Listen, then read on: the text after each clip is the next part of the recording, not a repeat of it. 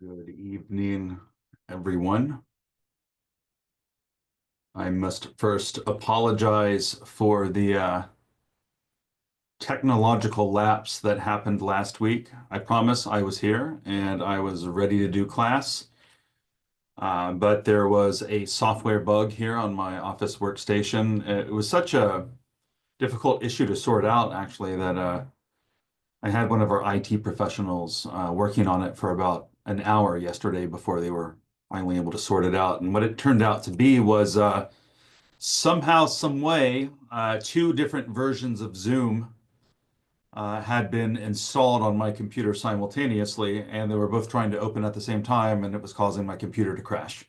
And they were finally able to get that sorted out, uh, which was a weird issue I'd never heard of before, but whatever.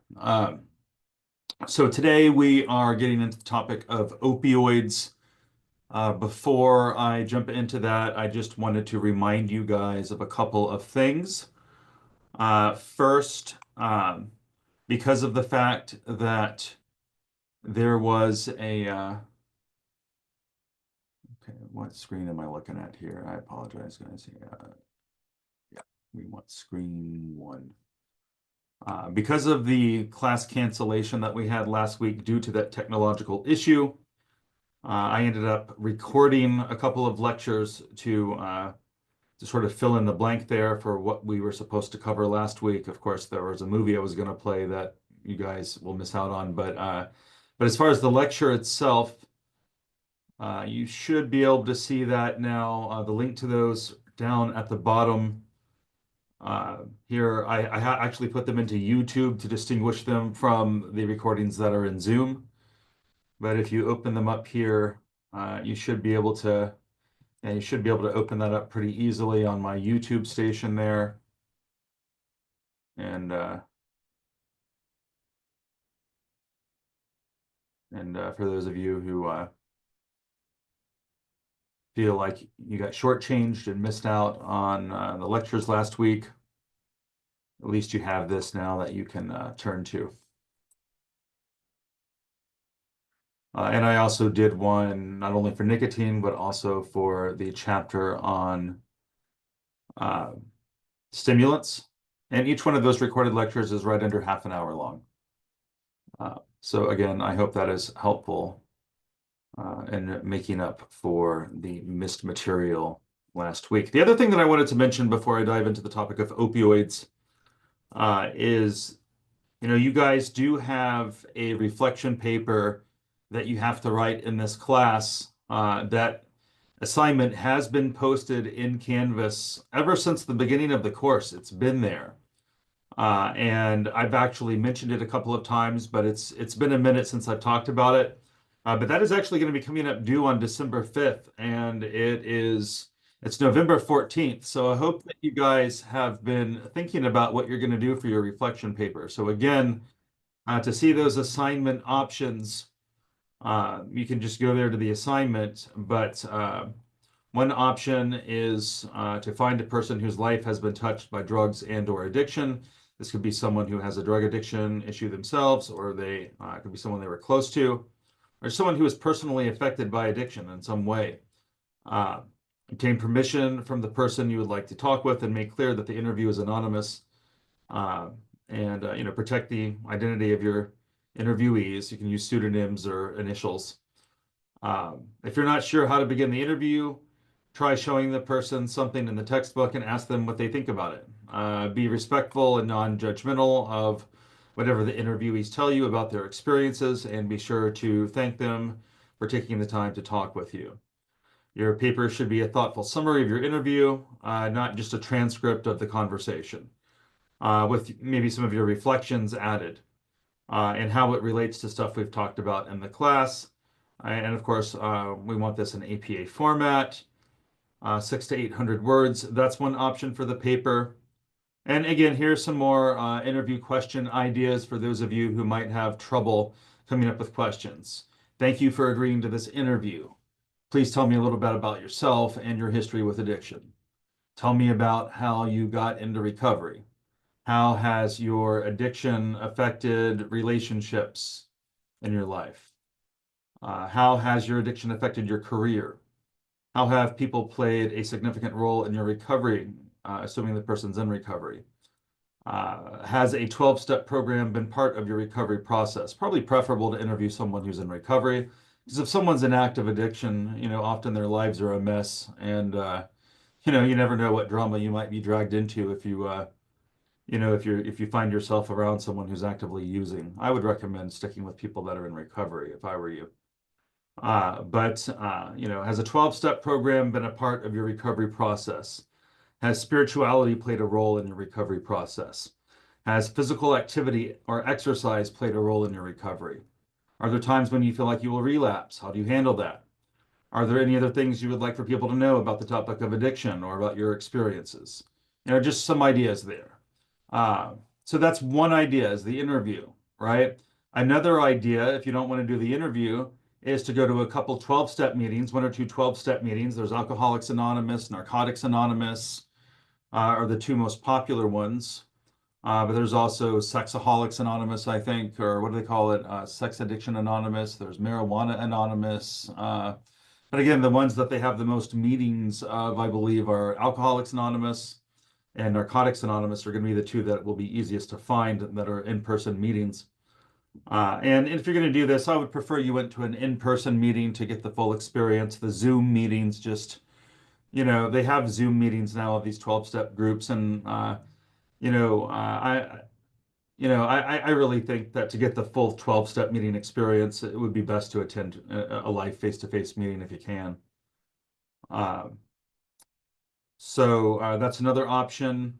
And then finally, third option for those of you who are feeling a little bit more studious is to select a topic relevant to this course and write a scholarly paper on the topic of 600 to 800 words. Examples of topics that might interest students could be the war on drugs, drug policy, drugs in the criminal justice system, marijuana legalization movements, psychedelic treatments for depression and or PTSD and anxiety, the use of drugs in religious rituals like ayahuasca, for example. Just a few topics that have been popular in the past. There are lots of other ones that people might come up with. So, if you come up with something that there's some scholarly literature on that you can write a scholarly literature review on. That's basically the idea. You would write a literature review on that topic based upon scholarly sources. And again, it's probably, maybe the more studious among you that might pick this topic, but I've given you guys three options here to choose from for your final reflection paper. So I feel like I've really given you guys some choices here, and I don't really think there's much of an excuse in terms of, there not being a topic that somebody could pick and relate to, because, you just have so many options here. And even the third option itself contains, an infinite number of options even within it, because it's basically picking your topic for option three within certain parameters. So again, don't forget that that assignment is on the horizon.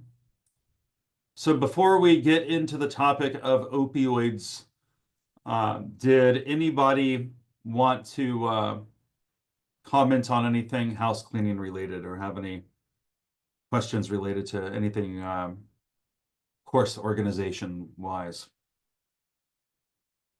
All right, so without further ado, we will jump into the topic of opioids, also known as opiates.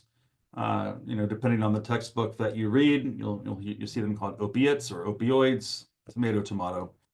And as I've mentioned before in the past, this is a topic that is very personal to me because, at the age of 15, back in 1999, I lost my father to an accidental opioid overdose after years of his struggling with addiction. Uh, he did lose his battle with addiction back in 1999. Again, I was 15 years old when that happened, and my dad was 37 when he passed away. I am now 40, so, it's, sometimes increasingly surreal to talk about it now that I've outlived him. Uh, one of my big goals in life was to outlive my father, right? And now I'm 3 years past that. And, I guess I have to come up with some loftier goals at this point.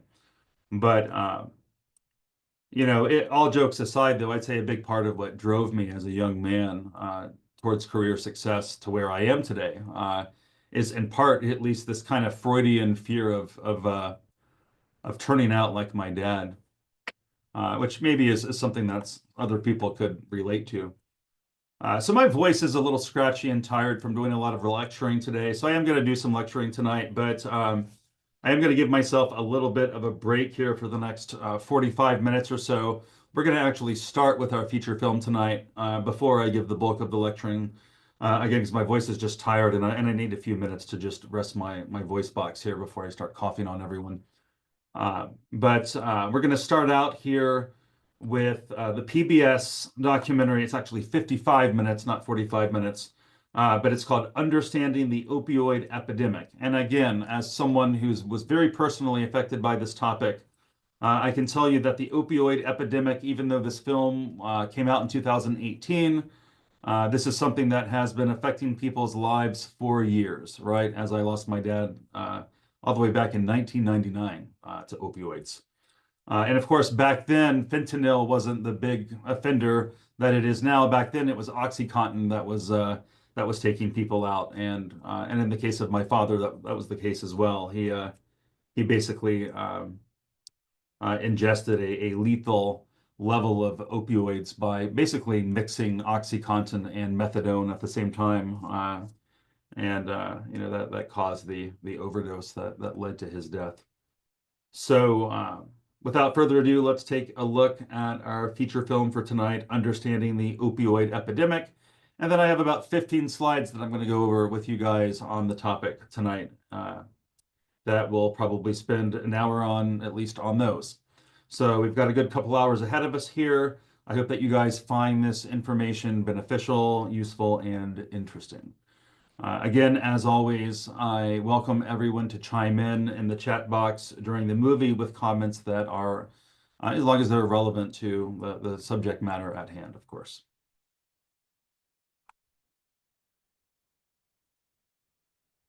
Okay, let's do our screen share. I see that there has been a software update.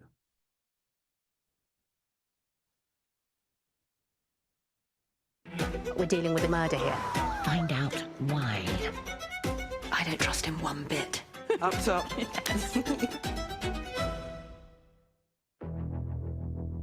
America is in the midst of an opioid drug epidemic.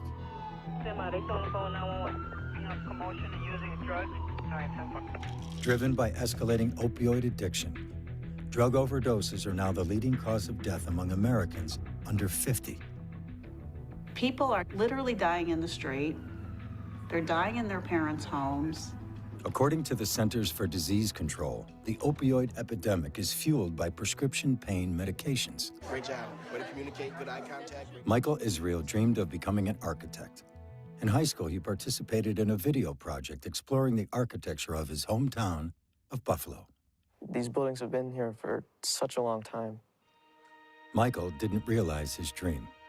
Despondent over an addiction to prescription opioids, he took his own life at the age of 20. When Michael said, "I'm addicted," it was a big surprise. The next question that came out of my mouth was, "To what, Mike?"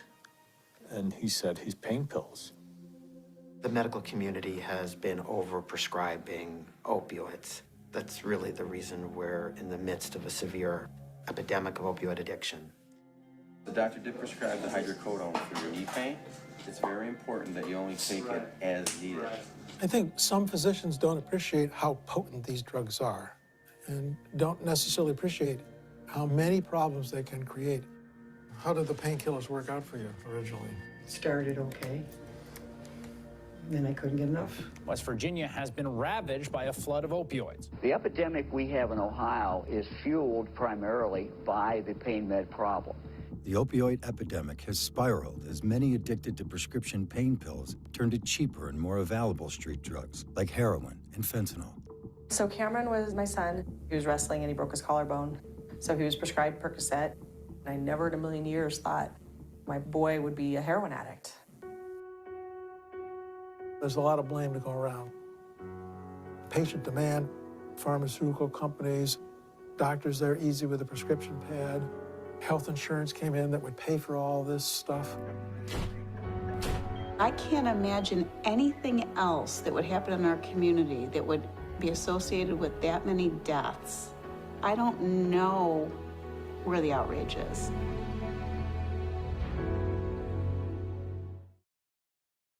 It's very hard to get over this image every day and every night of your kid taking his last breath.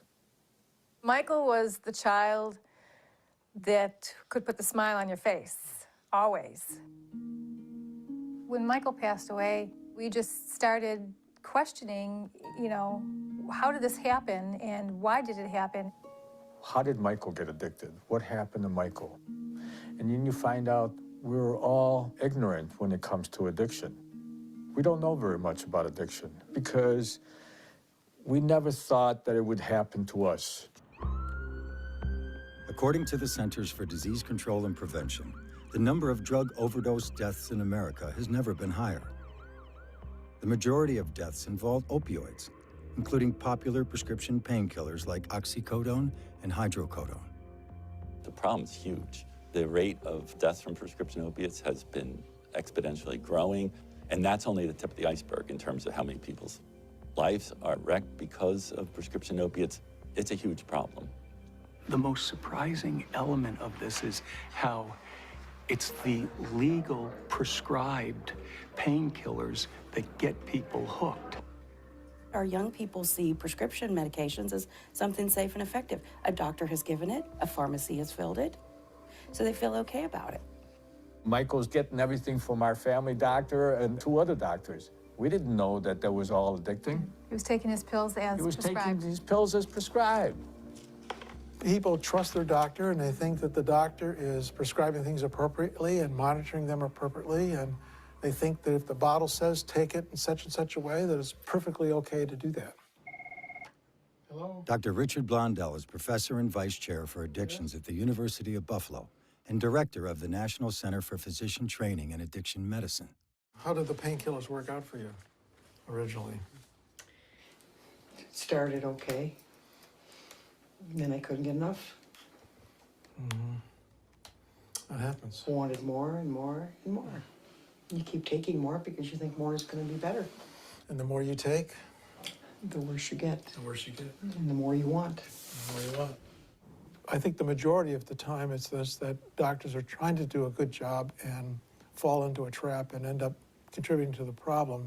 Was that bothering you when you first got on painkillers? We've overexposed the U.S. population to prescription opioids. Dr. Andrew Kolodny is director of opioid policy research at Brandeis University and founder of Physicians for Responsible Opioid Prescribing. I think that the biggest problem has been well-meaning doctors who are intending to help patients with pain, but who are underestimating how addictive these drugs are and overestimating how helpful they can be when prescribed long-term. That's enough for 15 days. Yep. The opioid epidemic is the unintended consequence of the increased use and acceptance of prescription opioids. It is made worse because many who become addicted to prescription pain pills eventually turn to cheaper and more available street drugs like heroin and fentanyl. Before they're using heroin, they're opioid addicted, and that addiction develops through prescription opioids. The reason that we're experiencing record high levels of overdose deaths, the reason we're seeing heroin and fentanyl flood into non-urban areas, the reason we're seeing soaring rates of infants born opioid dependent or outbreaks of injection-related infectious diseases, the driver behind all of these problems is the increased prevalence of opioid addiction in the United States. Used properly, prescription opioids ease short-term pain from surgery or a broken bone. They also manage severe pain for cancer and end-of-life patients. But the amount of opioids prescribed in America greatly exceeds what is required for those uses. When Michael passed away, Avi was angry. He was angry that it happened and it shouldn't have happened. Yeah, there you go. Avi wanted a dog so badly. And I said, there's no way I can allow us to have a dog because Michael kept asking for a dog. We knew that Michael was in pain a lot, And towards the end of his life, he really suffered. We were really terribly lonely. So I finally gave in, and much to my surprise, this dog has given us such joy. Death changes you. It completely does. And you want to know, why did Michael have to die? At the age of 12, Michael was diagnosed with Crohn's disease, a painful gastrointestinal condition. As he got older, doctors prescribed powerful opioid medications to treat his pain. After Michael's death, his parents obtained pharmacy records that showed Michael was prescribed 185 pain pills over a 1-month period. I just couldn't believe that the doctors did this to him. It's indefensible that they did this to an 18-year-old, young man. Changed him chemically forever. This thing takes a beautiful person Oh, yeah. and turns him into a monster. That's my beautiful Who little are you? baby. Yeah, who are you? You know, what happened to you? Yeah. You know, what's going on? And you don't understand what's going on. The reason that the United States is in the midst of a severe epidemic of opioid addiction is because the medical community began to prescribe opioids very aggressively. And as the prescriptions went up, rates of addiction and overdose deaths went up right along with the increase in the prescribing. More than 240 million prescriptions are written each year for opioid pain medications, enough for every adult American to have their own bottle. OxyContin, Opana, and Vicodin are among the most frequently prescribed and most commonly abused prescription opioids. These powerful drugs can literally hijack the brain. The effects produced in the brain by oxycodone and hydrocodone are indistinguishable from the effects produced by heroin. When we talk about opioid pain medicines, we're essentially talking about heroin pills. It is a very powerful drug. It's a different addiction. The course for opiate addiction is you fall off a cliff. So there's no gentle slope downward with consequences and an opportunity to evaluate what's going on. It is right off the cliff. With repeated exposure to a highly addictive drug, just about anybody can become addicted. We're acutely aware of the fact that it's broad and it's not just one subset of the population that's doing it. It's kind of a problem that's affecting all age groups, all races, both sexes. That allows it to become bigger because it affects so many people. Unlike previous drug crises in the United States, the opioid epidemic impacts rural, city, and suburban communities and touches every socioeconomic group. Opioid addiction is a 50-state epidemic. Wyoming County is a rural county, population approximately 23,000. Very tight-knit, hard-working type communities here. The mountains are beautiful here. I mean, the people are genuine and good people. Oceana is a close-knit community. They're still good here, but through the years it's progressively gotten worse, and it is getting worse. West Virginia has been hard hit by opioid addiction. It has one of the highest opioid prescription rates in the country and has one of the highest rates of opioid overdoses and deaths. The majority of our kids are affected by drugs in their immediate family. Good morning. In our career education class, we've talked about what do you want to be when you grow up? We know that we have to meet their basic needs before they'll ever reach out to, English or math. We're going to talk to each other, kind of be a sounding board. What does this career really, consist of? Primarily, we focus on keeping and making our kids feel safe. Got it? And learning does take second to that. If they don't feel safe, how can we expect them to learn? First of all, let me thank you so much for allowing me to come back to beautiful Oceana. Senator Joe Manchin visited Oceana Middle School in 2011 as a newly elected senator. He came to talk about education and jobs, but the middle school students had other things on their mind. So when I came down 5 years ago, that's what we were talking about the jobs opportunities. And then there were some students that wanted to talk to me. They wanted to share the life that they were challenged with, living in an area that become truly overrun by drugs. Chelsea was a 7th grader when she met with Senator Manchin in 2011. He came to our small community, and the conversation led to the problem with drugs in our community. Oceana is a wonderful town, wonderful people, great place to live, but then there's the drug problem. My mom and dad were divorced when I was in the 6th grade, and it was because of drugs. My dad was in a coal mining accident, and he soon after became addicted to painkillers. And he started putting those medicines before us. Chelsea was in the audience when Senator Manchin returned to Oceana Middle School in 2016. The senator was hoping to hear more encouraging stories from a new group of middle school students. He didn't. I think that what is wrong with our community, like the drugs in it, I haven't really seen a change because I don't know how it was like before, but my parents and my grandma and my aunt used to talk how it would be safe at night and you could Do whatever you want. you could walk the streets and you wouldn't have to lock your doors and have a doubt about anyone, and now everything is dangerous and you don't want to go outside alone even in the daytime. It's still that way here. You're still seeing that? Yes. My stepdad did them. He beat me and my mom, put a gun to my head's mom and me. What do he want you all to do? He wants you to take drugs too, or he wants your mom to take drugs, or he was just out of control? He wanted my mom to take drugs. She wouldn't do it. Is he gone now? Is he out of your life? He shot himself because of it.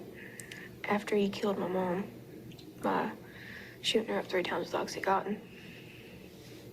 He didn't want a divorce. She did. How old was your mom? 20. I was 5. But to have a child tell you that my mother was shot with a needle with oxycodone, and the first shot killed her, but the guy shot her 2 more times to make sure she was dead. For a little 12-year-old girl to tell you that, now think about it. You've seen the horrific effects it's had on your families. You've seen death in your family at a very young age. No child should go through what you went through. You know, this is life. This is how it is. Many kids don't know anything differently. They don't know that another world exists. You know, to them, this is normal. I took away from that conversation just as another day. I lived that day in, day out from a lot of the cases that we have here. Very sad stories, and I've heard some horrendous stories over the years from this part of the state. You heard their stories. They were worse than ours were for 5 years ago. My story, it's sad, but their stories were devastating. Like, it was very upsetting to hear those. It's unbelievable that it's just getting worse. Every day we battle this, the effects of the drugs. We battle the addictions right here in school. They're precious kids, and they all have special qualities. We need to save their lives. We need to. I would just tell them that they had their future, and I don't want to ever have to go through that with myself or my family that I will have in years to come. We don't want this for our children, so maybe, you know, maybe we're not doomed. Children should not have to live like these children have had to live. They didn't ask for it. Teacher Deborah Davis fights the opioid epidemic at school and in the community. We are a faith-based organization. We're a nonprofit, and we were established in 2005 because families had nowhere to go. So how was your group of students? They did really good. So we started helping mothers and wives and children, and it wasn't long till we learned it was the community's problem. Okay, we just got this back from the printers. I focus on what happens if I don't do anything. Take off. For the longest time, no one would talk about anything. It was hidden. Therefore, it continued to get worse. So now everybody's talking about it. Hopefully, we can stop talking about problems and start focusing on solutions. The crisis of opioid addiction is a relatively new problem in America. Prior to the mid-90s, the use of opioids to treat pain was limited. Two factors triggered the dramatic increase in prescribing opioids to treat pain. Pharmaceutical companies began telling physicians that opioid pain relievers were safe, effective, and non-addictive. Around the same time, doctors were being pressured to treat pain more aggressively. There came out some new recommendation from professional medical organizations that pain is really supposed to be the fifth vital sign. In addition to your blood pressure and your pulse and your temperature, we're also going to ask you on a scale of 1 to 10, how's your pain today?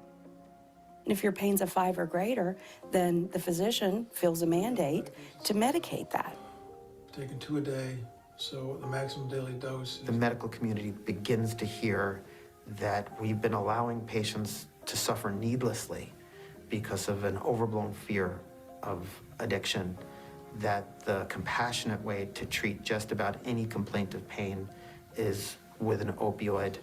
So there was a perfect storm of public demand for the treatment of pain, and the pharmaceutical industry right there creating a whole new generation of powerful drugs. Your hands are... Pain is the #1 reason people visit a doctor. Pain can be a challenging element for doctors to diagnose and treat. But now doctors were being told they had a new way to treat pain that was safe and effective. Don't be afraid to take what they give you. Often, it will be an opioid medication. In the 1990s, new opioid medications were introduced to treat pain. Much of the information about these new drugs came from pharmaceutical companies. Some patients may be afraid of taking opioids because they're perceived as too strong or addictive. But that is far from actual fact. The reason that the medical community started to prescribe so aggressively is that in many ways we were responding to a brilliant marketing campaign. It was in 1996 that Purdue Pharma introduced OxyContin. It launched a campaign to encourage the medical community to prescribe opioids for common chronic conditions. The marketing effort included paid trips for doctors to workshops on pain treatment and visits from drug reps who often oversold the benefits and understated the risks of prescribing opioids to treat pain. While OxyContin was the most successful of the new prescription drugs, other companies were producing painkillers and engaging in similar marketing activities. The aggressive marketing increased the use of prescription painkillers to treat common types of pain, from toothaches and migraines to sports injuries and back pain. We start to hear that we shouldn't worry about patients getting dependent on the drug, that you can taper people off easily, and that this is the safe and effective way to help people with chronic pain. And what they were teaching was certainly wrong. I would describe that as one of the factors that contributed to the current crisis, and that never should have happened. It's unfortunate that it did. Ann Pritchett is Vice President for Policy and Research at PhRMA, an organization representing pharmaceutical companies in the United States.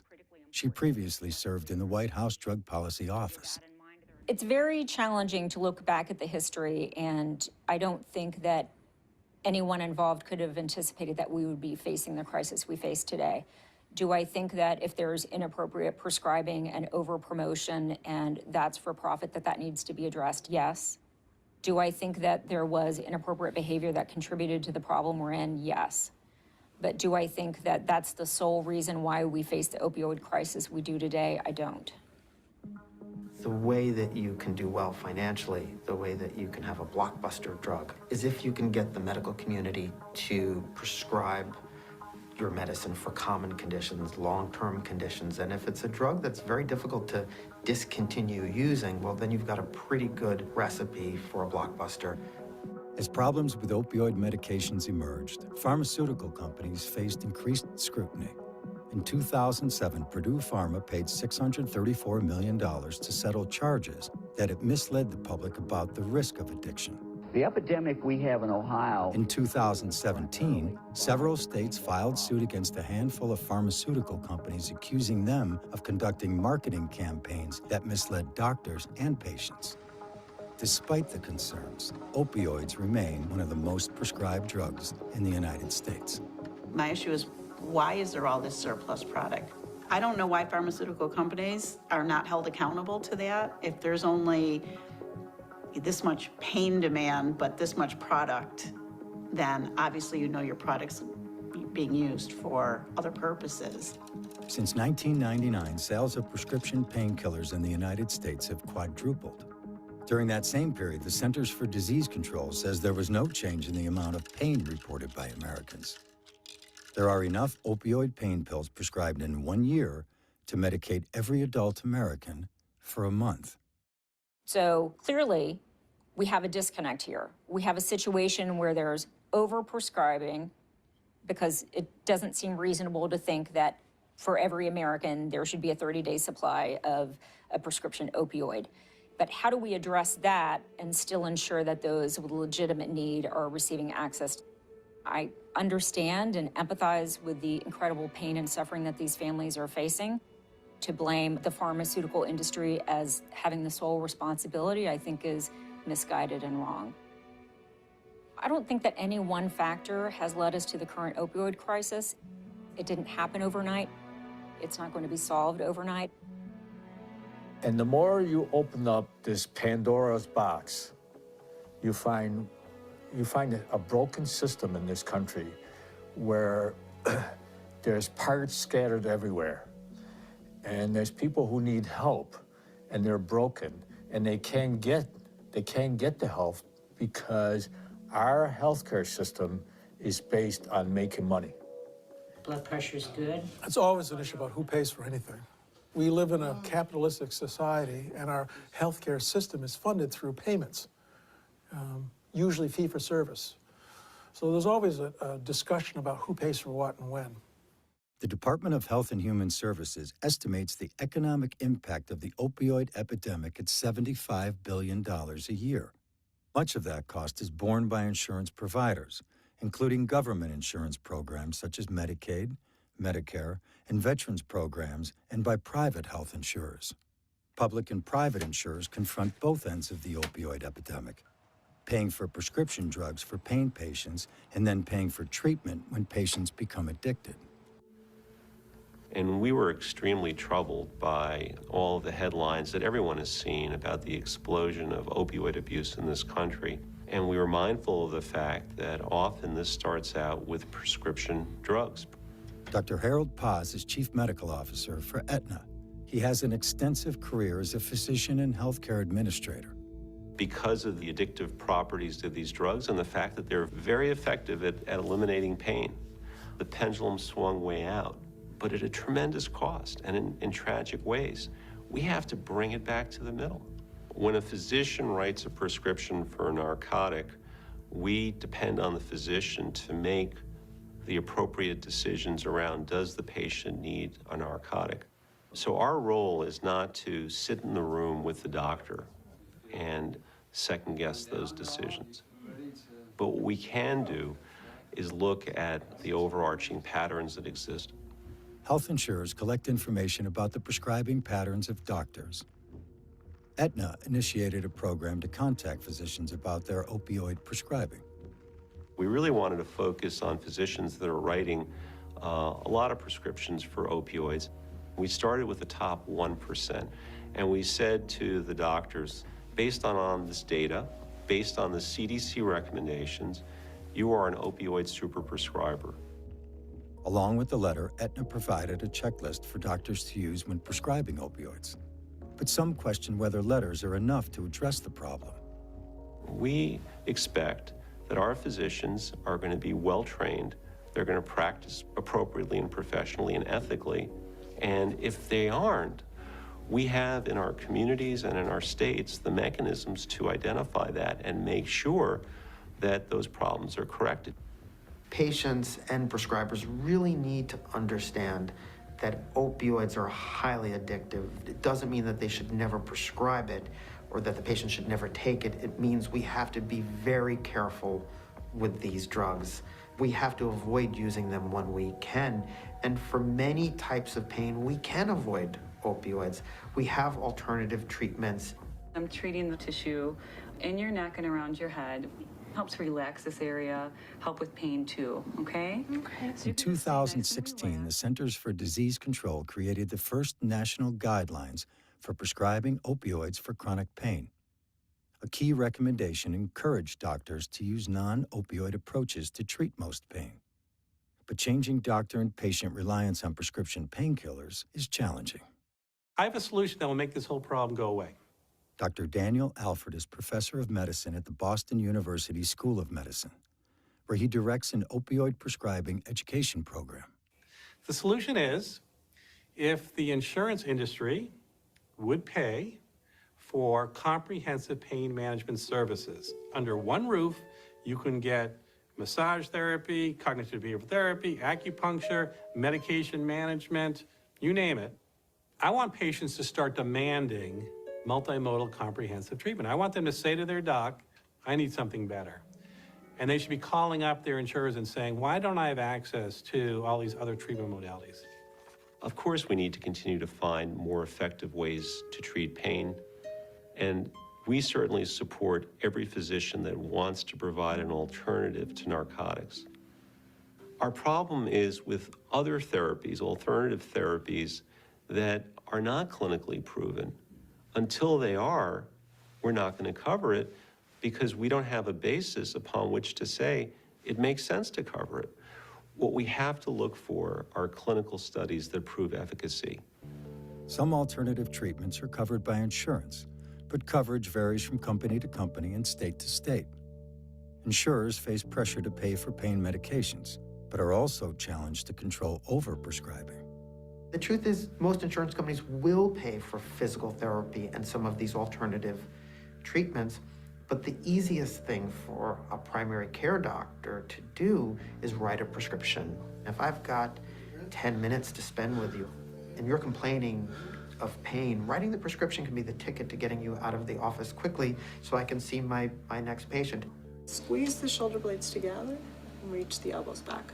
It's a whole lot easier for me to prescribe a medication than it is for me to get a patient into physical therapy, into acupuncture, into cognitive behavioral therapy, and all the other treatments that have been shown to be effective in treating chronic pain. We still have a long way to go. Does that feel okay? Mm-hmm. Good. Good job. Awesome. It is a daunting task to get doctors and patients to turn away from prescription drugs as the first step for treating pain. What's important is that 100 million Americans are suffering from chronic pain. So we really need to screen patients better for addiction, decrease the amount of opiates that we're prescribing, and find non-pharmacologic approaches to take care of our patients with chronic pain. It's very, very challenging. At the University of New Mexico Pain Center, an interdisciplinary team works to manage pain, improve quality of life, and reduce use of prescription opioids. When you integrate care, right? When you provide as many things as you can under one roof, the outcomes are better. This interdisciplinary approach really offers that patient a co-located home where they can go and receive services all at once. It also allows the clinicians to be able to talk all together about that patient. If I can see a patient for the first time and I can tell them that their pain is real, I believe their story, they're being heard, and we have a team. I'd love to hear about your pain story. Would you tell me how you developed chronic pain? I had a lot of pain when I was working. I was a veterinary technician. And I worked in a clinic at a zoo. I've had pain for a really, really long time. I'm almost 70 now, and I've been retired for about a year. It's very important to realize that there is an older group that's become opioid addicted as well. These are people in their 40s, 50s, 60s, 70s, and 80s. The older group is developing their opioid addiction almost entirely through medical use, usually opioids prescribed for a chronic pain problem. I wanted to continue taking the opioids because they were the only thing that helped. The goal of the interdisciplinary team is to reduce reliance on opioid medications. Dr. Dole has been really helpful in that respect because he changes the medication. He changes it from one type of opioid to a different type? Yes. And in doing that, I'm able to take less than I was overall. It's that communication that's ultimately going to lead to better patient outcomes. And I think that's what we're doing, which is so heartening. The interdisciplinary approach to pain management is fairly new and is more expensive than traditional pain management. It takes money. We don't get reimbursed for some of our services, but I really do think that we have shown that we have a really good return on investment, and the patients are happier because they feel like they're being seen by a whole team, and they don't really need just that one opiate. I'll make that appointment for you. Okay. How does that sound? That sounds wonderful.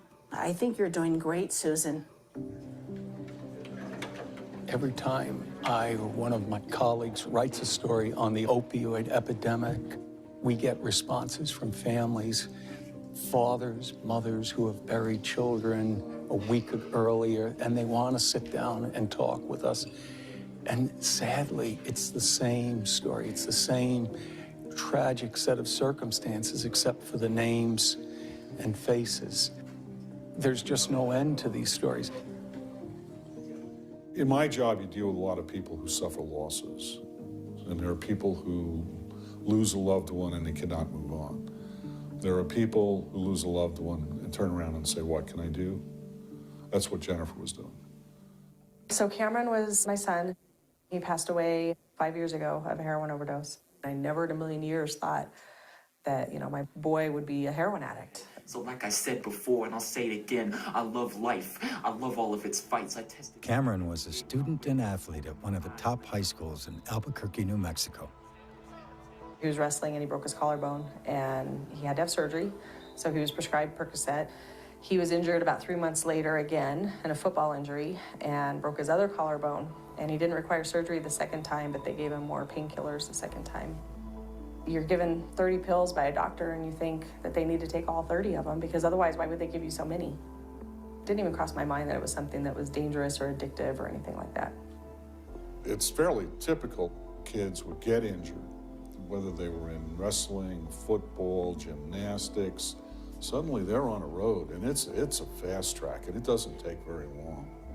Cameron's road to heroin addiction was paved with prescription painkillers. Eventually, he turned to cheaper and more readily available street drugs. Nearly half of people who use heroin were first addicted to prescription painkillers. That wasn't his, goal in life, to get addicted to opiates and then move on to heroin. I didn't even know that opioids and heroin were related. It's not that there are young people out there who are deciding one day that heroin sounds like a fun drug to try. Before they're using heroin, they're opioid addicted, and that addiction develops through prescription opioids. The pills are very expensive on the black market. They switch because it's much less expensive. We've seen overdose deaths in that group rise very rapidly because the heroin supply has become more dangerous. It has fentanyl in it now. The migration from prescription pain pills to heroin has changed the demographics of drug addiction in America. While heroin use has increased in most socioeconomic groups, some of the greatest increases are in demographic groups with historically low rates of heroin use. Every person I've ever talked to who ends up a heroin addict, they talk about how when they were doing pills, they would never do heroin. They would never put a needle in their arm. Crossing those thresholds into the next phase, it's literally 5 minutes. Because you go from, I've never hit a needle in my arm till a needle was in my arm. And now we're off and running. I was completely shocked. I quickly found out that, drugs don't discriminate. They're everywhere. For an addict like Cameron, what happens is that drug replaces everything. It replaces your love for your parents. It replaces your love for your friends, your other family members. You steal, lie, cheat. Do whatever you can to get the money to get your next fix. That sounds like a cliche, but it's a cliche because it's true. That's what happens. Since my son passed away, my life has completely changed. I felt like nothing was the same anymore, and nothing meant as much anymore. And so it was very difficult, and it's still very difficult. Even though it's been 5 years, it still feels like it was yesterday. As with many parents who lose a child to opioid addiction, Jennifer has devoted her life to helping others. She started Serenity Mesa, a youth addiction recovery program. We do long-term treatment for young men aged 14 to 21, and we provide not only drug treatment and counseling, but life skills, high school education, and job placement, job readiness programs, things like that. And we're able to really dig deep into some of the trauma and some of the underlying issues that may have caused their substance abuse in the first place. Helping others deal with addiction has helped Jennifer face her own loss. It helps to help other people and to see, all the young men at Serenity Mesa and the progress that they make and how well they do. They're battling to save their life right now.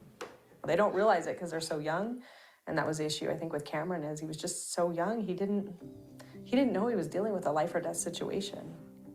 He just thought he could quit whenever he wanted to and everything would go back to normal. They say that you learn to live with grief. You don't get over it. It doesn't go away, but you learn to live with it. But, I still think about him all the time. It's been said to me that these people aren't bad people trying to be good. They're sick people trying to get better. With the opiate population, it's different in the fact that a lot of times they don't see this train coming down the tracks. It's an injury, it's a surgery, and oftentimes that's where it starts. Hey, Bill. How are you? Good. Nice to see you again. Yeah, so it's been, 2 weeks now? I was 15 years old and I had a tumor in my spine. Spent a week in the hospital. They sent me home with a bunch of medication. I ended up being addicted to opiates. I gave up. I didn't care what happened to me. It's a pretty horrible feeling when you don't really care if you live or die. Okay, so what's up for this week? What do you have planned? My son loves dinosaurs, so I think this weekend we're gonna go to a fossil museum. Should be fun. I'm excited. It's amazing what you think is normal turns out to be this terrible ordeal that I dealt with for the past 15, 16 years. It takes over your life. It's sickening to even think of the things that I've done and the people that I've hurt, and just not to even care at the time what was going on. I think deep down, every addict has a desire to not be living that life anymore. I think that desire has to be strong enough to want to change, to outweigh the draw, the pull from that part of the brain that's been sort of hijacked by the addiction. Opioids are one of the toughest addictions to break. Opioids produce an addictive euphoria that alters the chemistry of the brain. According to the National Institute on Drug Abuse, treatment programs that focus only on abstinence do not result in long-term recovery. The reality is there's no fix, there's no cure for this disease. There's a lot of work involved in this. It's not just a quick fix or a miracle cure. There's not a magic bullet out here. We don't have a one and out. Well, come in and we'll save you and you're going to be all good. It's a long and difficult road. Opioid addiction is a chronic disease, like diabetes or heart disease. All need to be managed for a lifetime. Treatment for addiction typically includes some form of individual or group therapy.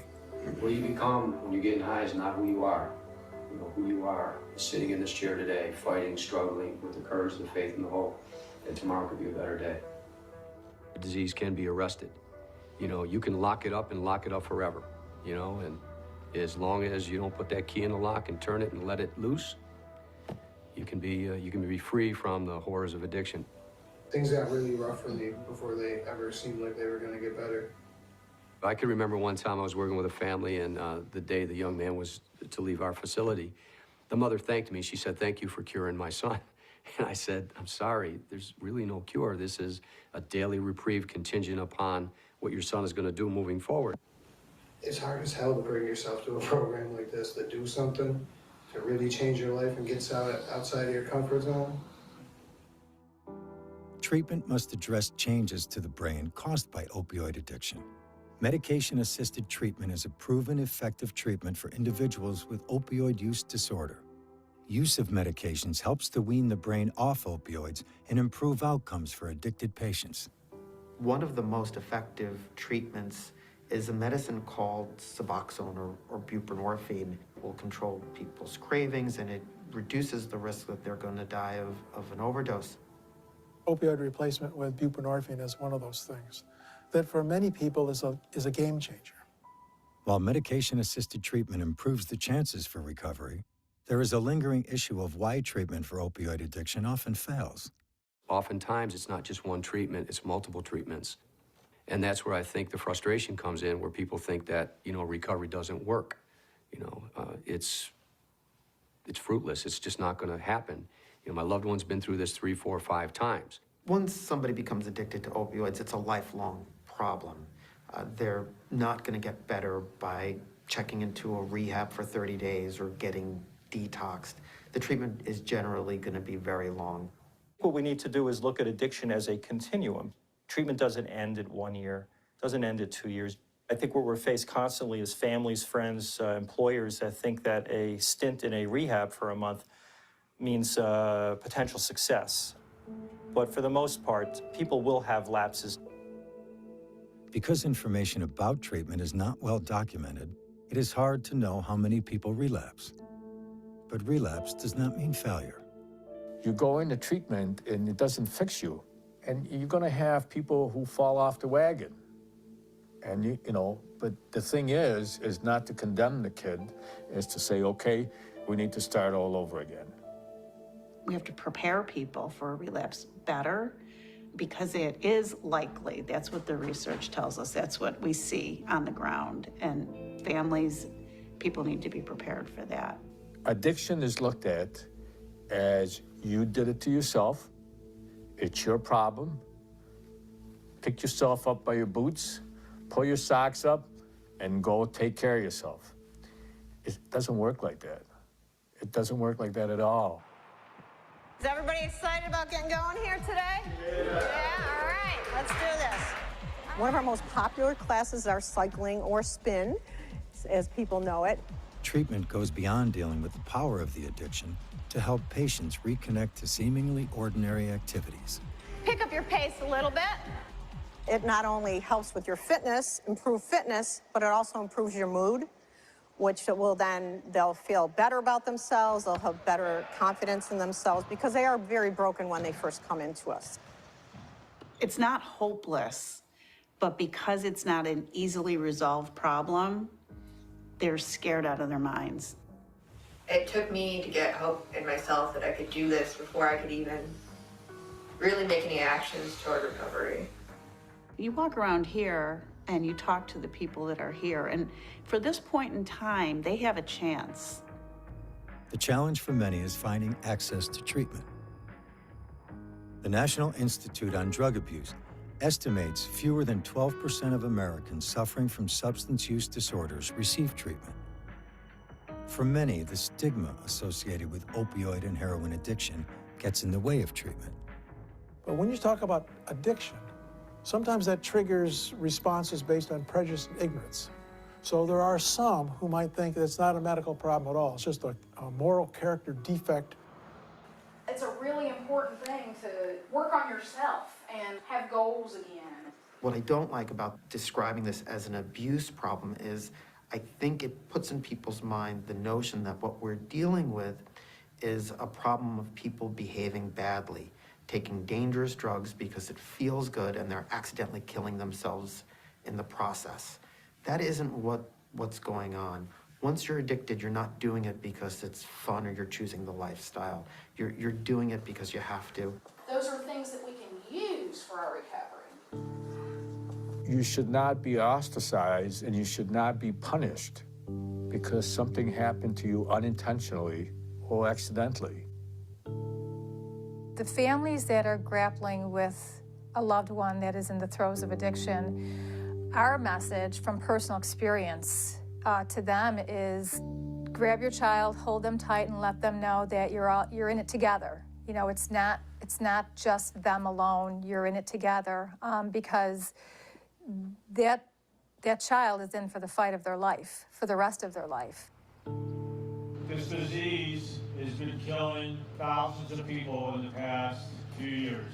When Avi and Julie Israel lost their son to opioid addiction, they wanted to help other families. This is all about awareness to a very horrible addiction. Avi and Julie started Save the Michaels of the World in hopes of preventing other family tragedies. This disease is killing people across the country. You know, there's no boundaries to it. There's no class levels. There's no education levels or any of that stuff. There's people dying all over. It should be more of an outrage out there. People should be out there demanding results. I think there's not more outrage because the people that are not affected don't think it's going to happen to them, which, you know, that's a false sense of security because, you know what, you are one car accident, one surgery, one wisdom tooth, one sports injury away from the disease of addiction, because that's how fast it can happen to your family. There is a growing outrage. Not enough. Maybe we might have been in a better place right now if there had been more outrage early on. And so now we're reaping the consequences of what we have sown, and now we're trying to undo some of that stuff. And it's a lot easier to do it than it is to undo it. There are small signs of progress in combating the opioid epidemic. The Centers for Disease Control reports opioid prescribing peaked in 2010 and decreased each year through 2015. Experts say the drop is a sign the culture of overprescribing is changing. But fewer prescriptions have not resulted in a drop in opioid addiction and death. There are no easy solutions to the opioid epidemic. While treatment is essential, any long-term approach must focus on prevention. If we had the right education and people were motivated the right way, they wouldn't get this disease in the first place. So there's a great amount of hope if we shift our thinking about our approach to this disease and shift more towards prevention and early identification. The way you respond to disease epidemics or outbreaks is really by accomplishing two things. The first thing that you need to do is to prevent new cases of the disease. You want to contain it, keep new people from getting it. And the other thing that you need to do is you need to treat the people who have the disease so they don't die from it. That's really going to be the only way we can bring down overdose deaths in the short term. I would start with a massive educational campaign, the same kind of educational campaign and awareness that they did for any other new kind of emerging disease. So now we have to start thinking about educating our children better, about educating doctors better, about educating parents better, about educating our public health officials better, about educating our politicians better. All of those people have to come together to really affect a strategy of prevention. Well, I believe that we need to educate at a much younger age than we do now. But again, because of the disease of denial, many folks are going to say, well, we don't need that in my town. We don't need that in my school. That's for down the road. But the problem is down the road is right in your locale. We've got to fix this. And it's going to take some big-time solutions here. This is not going to be something where you put up a couple of billboards and it's all going to get better. People want it all fixed next month. You know, here's the problem, now at 5 o'clock, solution, film at 11. It ain't going to happen. Everybody has to accept their little piece of responsibility for this and do their part to fix the problem. As long as everybody's saying, pointing the fingers and blaming somebody else, is not going to get done. But I think what is beginning to have an impact is increasingly you're seeing families that have been affected by the problem speaking out. And some of these family survivor advocates are having an impact. I think prevention is key. Educating the parents, educating the coaches, educating the kids through the school systems. How many of you found something interesting?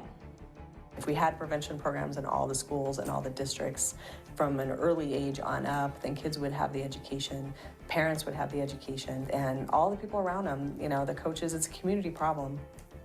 Wherever there's a propensity for somebody to get an opiate, whether it's a dentist, a doctor, wherever, the education needs to be there. The families that are left behind who want to tell the stories because they don't want it to be that their child or loved one died in vain. They want to spare other people the agony of losing a loved one. And I think that's going to be the strongest, boost to really changing society's attitude. In life, as in death, you fight for your children. It's Michael's spirit that drives us. You don't want the world to forget that there was a kid by the name of Michael Israel that lived here. He was a good kid. He was a terrific kid. And we miss him. He has also put us on a path and a journey where we're gonna take it to the end. There's no turning back now. We watched a beautiful boy go from jumping around and everything and being so funny into suffering. And so you fight for him. And we took him all over to get him help. And now we're taking Michael all over to get other people help. When we first started talking about this, we were like a little flickering candle. And now we have like a flashlight beam. It's still not daylight out there. We still got a long way to go. It's moving in the right direction. And unfortunately, it's taken a lot of death to get this movement. And it's going to take more death before this stops. I see tragedies for sure, but I also see successes. And that's where the hope comes, because it doesn't have to be like this. Our society doesn't have to be riddled with addiction. We don't have to pick up the paper and read about all these kids that overdose every day. We don't have to do that. We can do better. We know how to do this. It's just getting the will to do it. That's the hard part.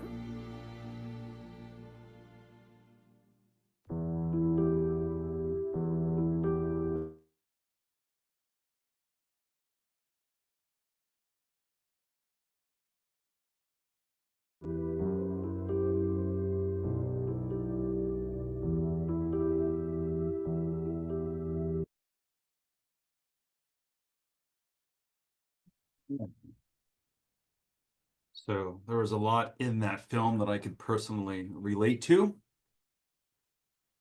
So we're talking about drugs that are derivatives of opium. Of course, the original one was morphine, and it was named after the Greek god of dreams, Morpheus. Opium has a very long history, with the first written references dating back to the early 3rd century BC. It is generally assumed that it was being used for at least a millennium before that. Opium pipes have been excavated in Cyprus and poppy capsules engraved on vases. The Ebers Papyrus in Egypt referenced the medicinal properties of opium.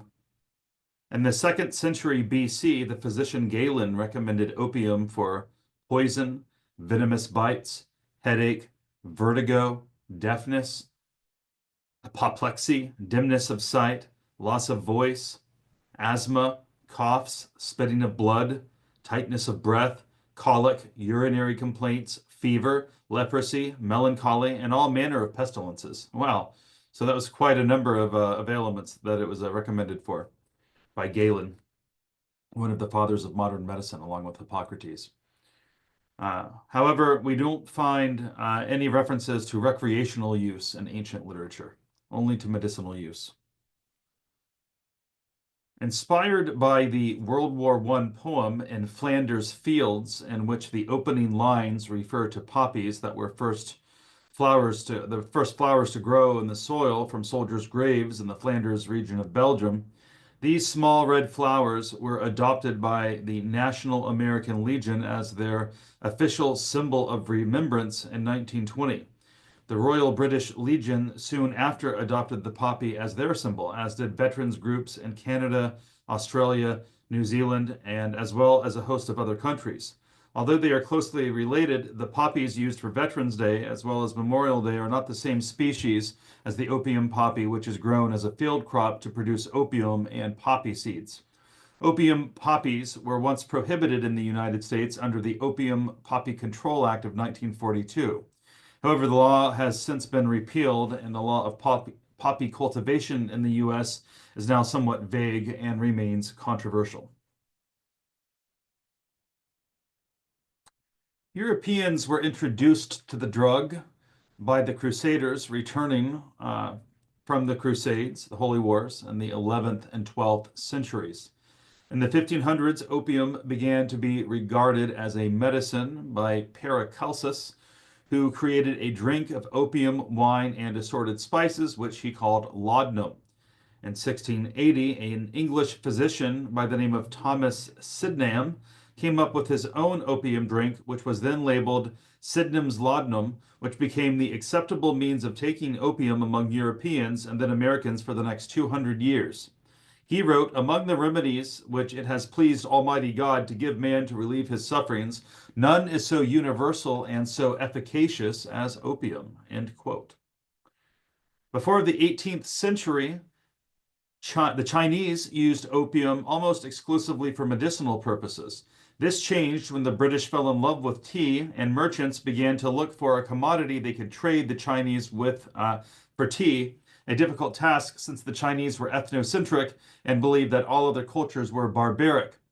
In 1773, the Brits conquered Bengal province in India and cornered the market on raw opium. They began to flood the market in China with opium, and opium smoking soon became a major social problem in China. In 1839, an imperial commissioner from the Chinese government publicly burned a shipment of opium, thus setting off the Opium War with Britain. Britain overwhelmed the Chinese by 1842 and was forced to sign over Hong Kong to British control in 1997. A second war, which included, until 1997, rather. Hong Kong was under British control until 1997. I remember when it got handed back. A second war, which included the French and American forces, forced a second treaty in 1860 legalizing opium in China.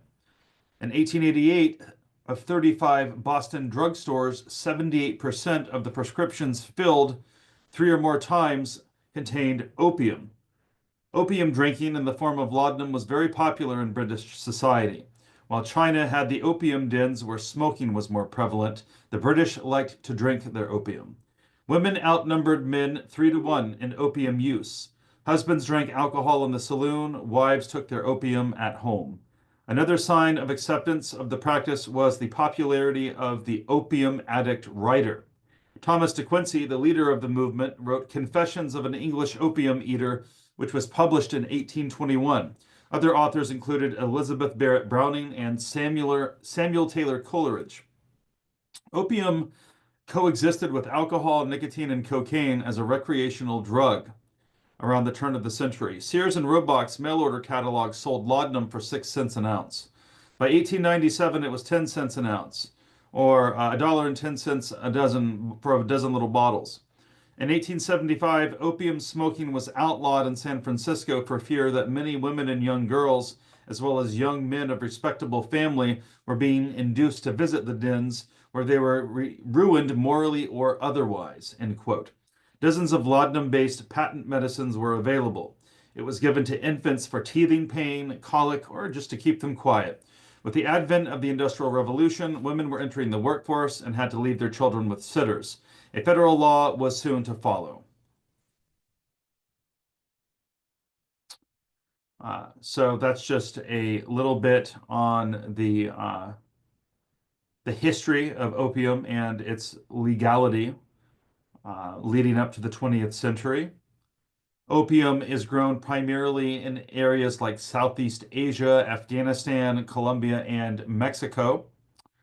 Now, I'm going to play a shorter video that's about 13 minutes long that follows opium growers in Southeast Asia, particularly from the country of Myanmar.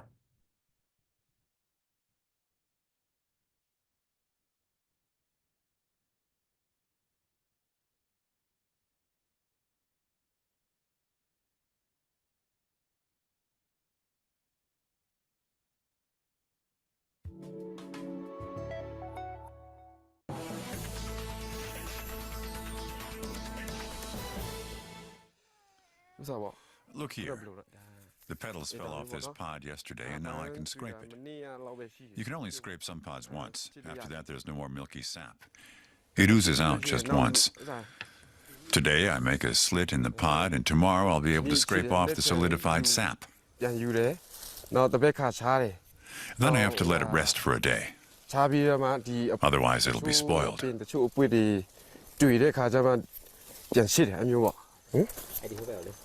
Kunya Dwi harvests opium poppies, the raw material for making heroin.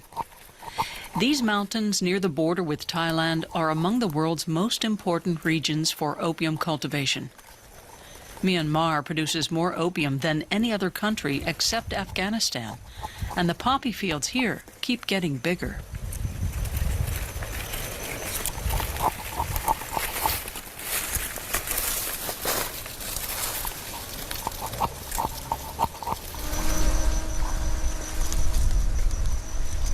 Nearly everyone in this village lives off opium, including Kunya Dwi's sister and her family.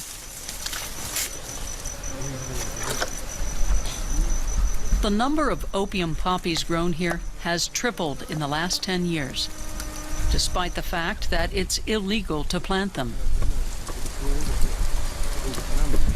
But after decades of isolation and mismanagement by the military junta in the civil war-torn region, farmers like Kunya Dwi have little other choice.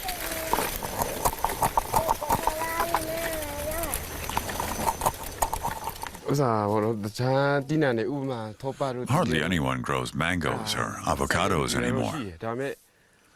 It's become too expensive to bring the fruit to the nearest market. People can hardly make a profit anymore. Opium, on the other hand, is picked up in the village by merchants. Everyone here earns money from it, including the police and the army. Even so, last year, police arrived in Kunya Dwi's village and destroyed the fields. It was a disaster for the villagers. When that happens, the entire village economy is affected. We can't afford to send our children to school. And when someone falls seriously ill, we don't have the money to take them to hospital.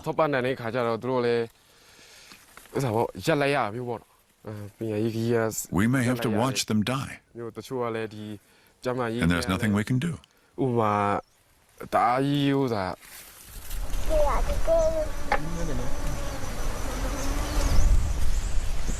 Kunya Dwi and the other villagers won't get rich from their opium poppy fields, but at least they earn enough to put tin roofs on their houses. The villagers belong to the ethnic minority Pa'o, one of the many ethnic groups living in this mountainous region. And as in so many other regions of the country, there's a local rebel army. Only the oldest villagers remember a time when there wasn't a war between rebels and Myanmar's regime. For more than 6 decades, various ethnic groups fought for more autonomy and for access to the country's rich natural resources. It was a civil war partly financed by the drug trade.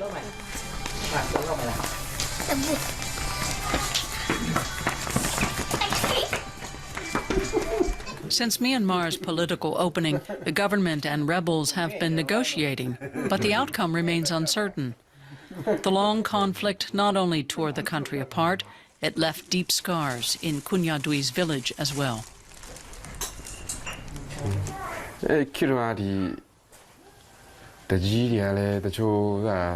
A young man from our village was coming home from a market. and he stepped on a landmine next to a rice field.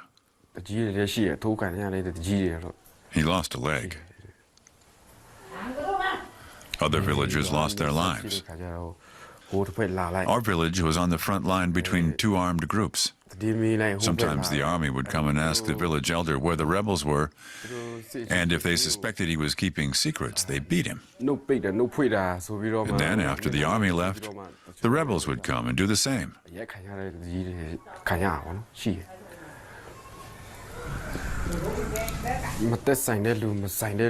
There were many innocent victims. Many villages burned down during the fighting. Most of the people who lost their lives were women and children. They were shot. For me, it's like a black spot on a white cloth, which I can never forget.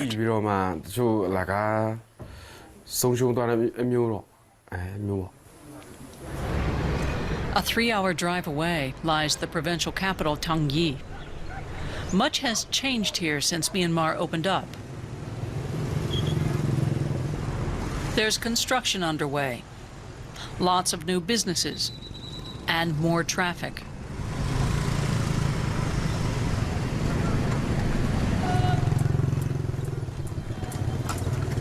But the busy market is deceiving.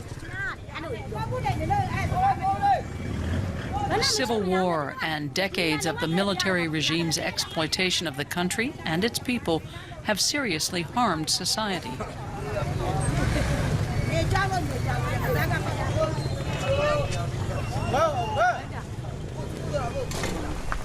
Ceylon Moon and his colleagues collect the proof of that every day on the streets. Used needles and other things thrown away by the many drug addicts. Ceylon Moon works for the United Nations Office on Drugs and Crime. This is diazepam injection.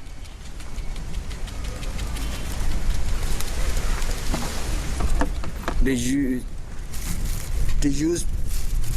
opium before, then waiting for 1 or 2 hours, and then they're going to injecting with this diazepam. They want to get more high feel. After his daily tour of the streets, Ceylon Moon returns to his small drug clinic run by the UN in Tangyi. He estimates that every second young adult in the city is addicted to drugs. Many here work as day laborers. It's a lack of job prospects and the ever-present abundance of cheap opium that drive addiction. Tutu Ang is here to seek advice. Her husband is an addict and lost his job as a driver. Now she has to support him and their 4 sons alone. Drugs threaten to destroy her family.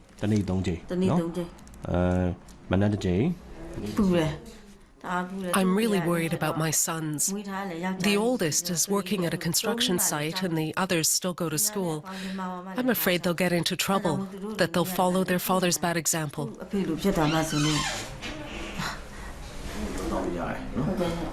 They can only deal with symptoms here, distributing clean needles, sterile swabs, and condoms to the addicts, to at least try to stop the spread of infectious diseases like HIV. But the root of the region's drug problems lies much deeper. And that's exactly what UN Representative Jochen Wiese is trying to tackle. He wants to give the local opium farmers alternatives.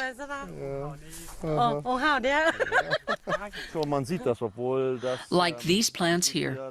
It's hoped coffee will rival lucrative drugs on global markets. Jochen Wiese has plenty of experience with such projects, and he's convinced it will work here. We're not being idealistic. We've been doing this for 30 years. We've trained these organizations. We led them to the global market. In Peru, this farming company we started sells up to $200 million worth of coffee, cocoa, and palm oil each year, regardless of prices. And we're absolutely certain it'll succeed here. Ba Tui hopes he's right. She too used to plant opium poppies, but now she no longer has the time. She has to take care of her young coffee plants. She'll probably have to wait about 2 years before she can pick the first beans, but to her, it's worth it. If I grow coffee, I can earn an income until we get old. Poppies are unreliable. For example, this year we'll get money, but next year poppy plants might grow well, but the authorities could come and destroy our farm. Some years the authorities won't come, but maybe the poppies might not grow well either, so it's difficult. If we grow coffee, we can earn money, so I decided to grow coffee. Jochen Wiese and his team have won over most of the farmers in this village, even though the transition phase isn't easy for many of them. Along with coffee, they're planting garlic, onions, rice, and often a few opium poppies so they can earn enough to live on. The plan is to plant at least 1,000 hectares of coffee in the region. Only then will it pay off for a cooperative to market the coffee directly. Around 200 hectares have already been planted. Many such alternative projects have failed in the past because planners weren't thinking on a large enough scale. Farmers kept returning to planting opium poppies. Jochen Wiese says a coffee cooperative could compete with the opium poppies.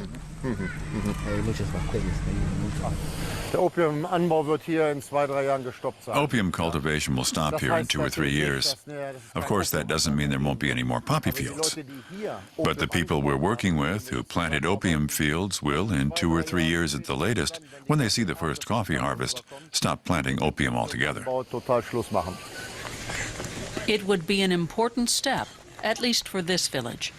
But even more important for the whole region would be sustainable peace between the many rebel groups and those in power.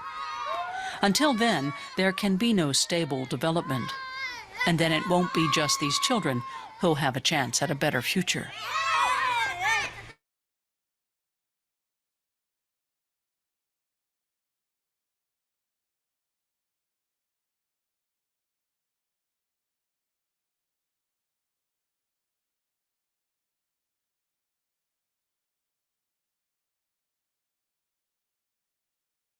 All right, so just a little bit more to discuss here tonight.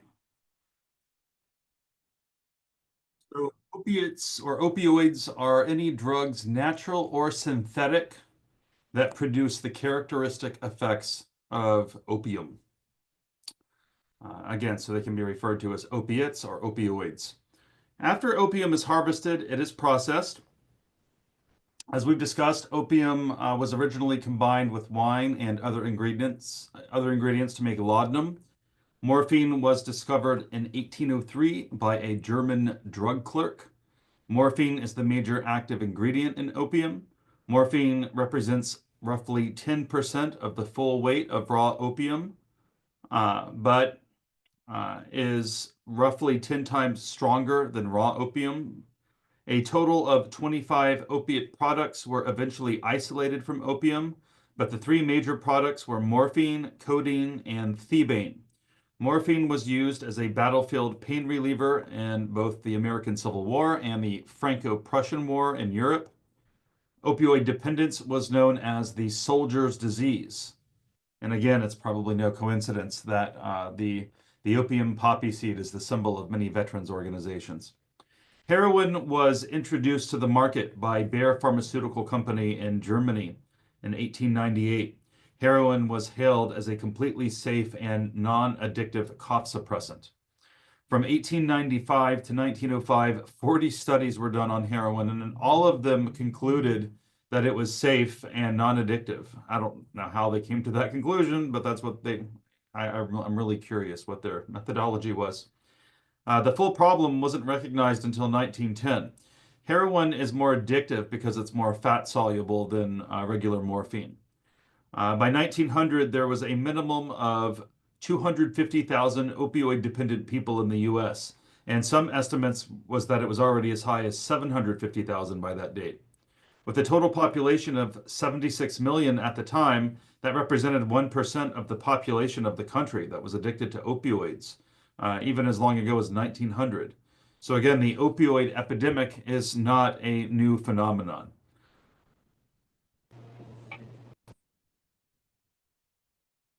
All right, so again, here we see in this table a list of the most commonly used and abused opioid drugs, and here you can see them categorized by efficacy. So the more efficacious opioids are your morphine, hydromorphone, meperidine, and fentanyl. And then your medium efficacy opioids would include hydrocodone and oxycodone. And then the weaker opioids would include codeine and propoxyphene. Heroin and fentanyl are so fat soluble they can be absorbed through the mucosal lining of the nose. Users also crush delayed release OxyContin in order to get a high faster than taking the oxy as prescribed. Snorting heroin is slower than smoking or injection. Smoking is the second fastest way to get high. Peak levels in the brain will occur in minutes. Fentanyl achieves concentration in seconds through injection. Heroin next at a couple of minutes with injection. And morphine is a little bit slower through injection at 5 minutes. And again, injection is going to be the fastest way to ingest these substances because it's put directly into the bloodstream, bypassing the liver and your digestive system, skipping that whole process. Many people who inject heroin and other opioids begin by what's called skin popping.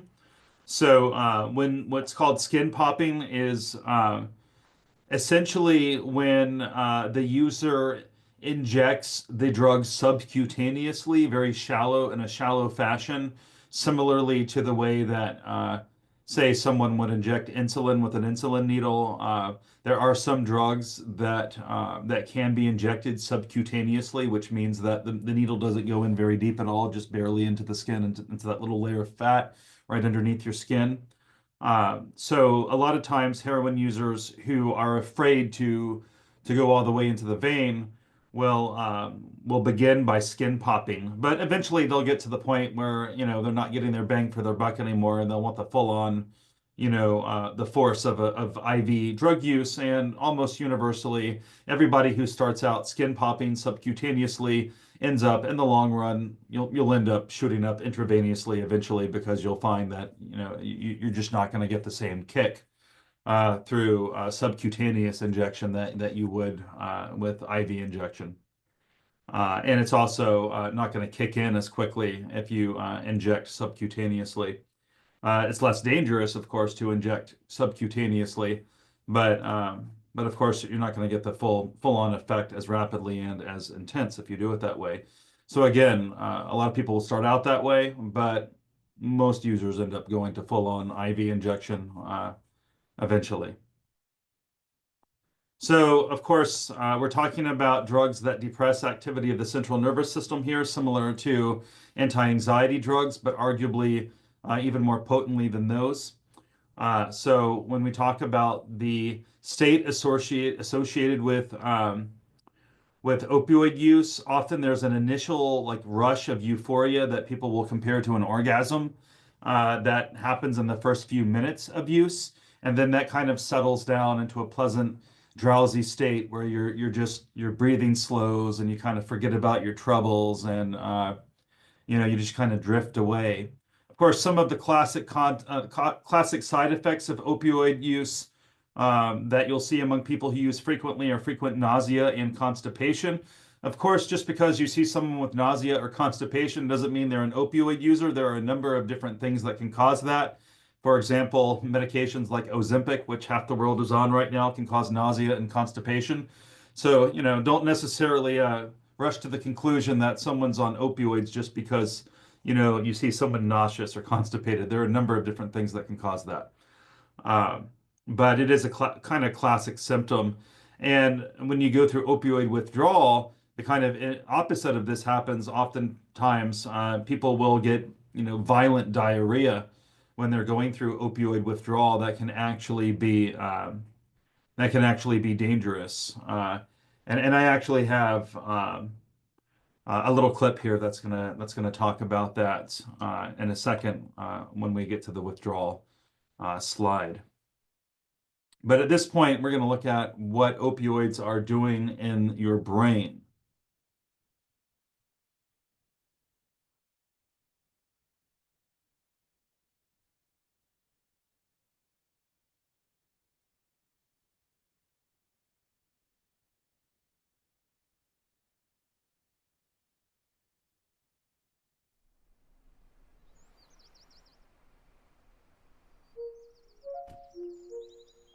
This is Susan.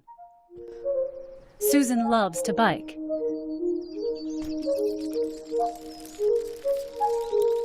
While out for a ride, she falls and breaks her arm. Special cells called neurons send a signal through the spinal cord to the brain, which interprets the signal as pain. Susan understands the pain means she needs to go to the hospital, and her body is equipped for survival, helping her not to panic so she can seek help. Many of her neurons are covered in proteins called opioid receptors. These receptors act like a brake to slow down the neuron's ability to send pain signals. When injured, her body releases natural painkillers called endorphins. Like a key in a lock, endorphins activate opioid receptors, slowing down the pain signal and preventing a panic. Susan gets treated for the broken bone, but 3 months later, her arm still hurts. And now that pain is making her feel depressed and anxious. So her doctor prescribes an opioid painkiller. There are many different opioids, but they all share a chemical similarity to our own endorphins. This allows them to bind to the same opioid receptors and stop pain signals.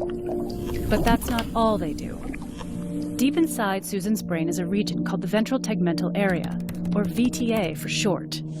The VTA is full of neurons that produce a chemical called dopamine. When something good happens, dopamine is released, giving Susan a feeling of pleasure. This helps teach her brain to keep seeking out good things. To keep dopamine neurons in check, inhibitory neurons keep the brakes on until something good comes along. Just like the pain neuron, these neurons are covered in opioid receptors.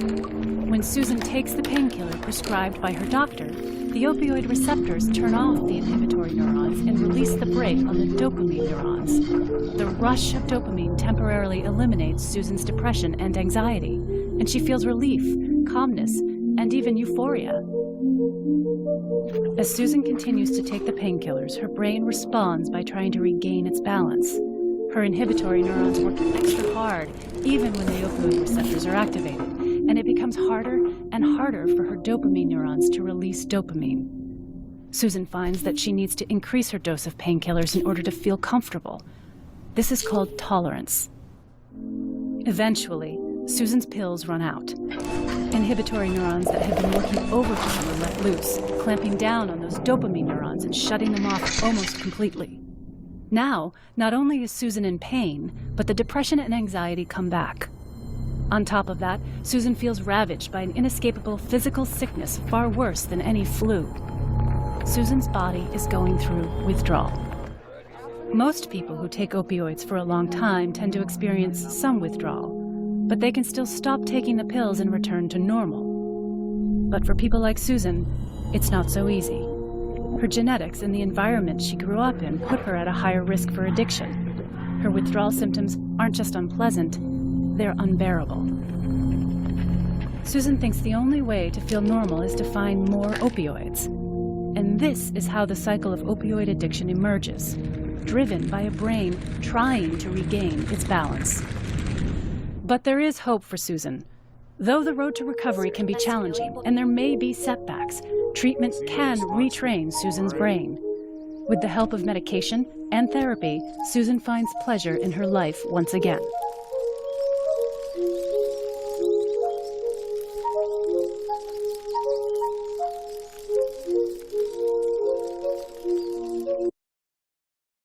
The reality is people do die from opioid withdrawal. They die from the consequences of dehydration, which gives you a sense of just how bad the symptoms can be, that people can have such profound diarrhea and vomiting that they can actually get dehydrated to the point that they die from it.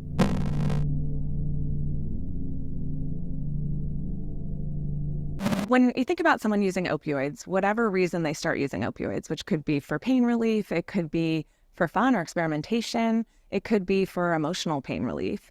What happens early on is that people experience really pleasurable effects generally from using opioids. And so that can be a sense of calmness, of euphoria, again, of relief of any sort of pain, both emotional, relief of anxiety and depression, and physical pain.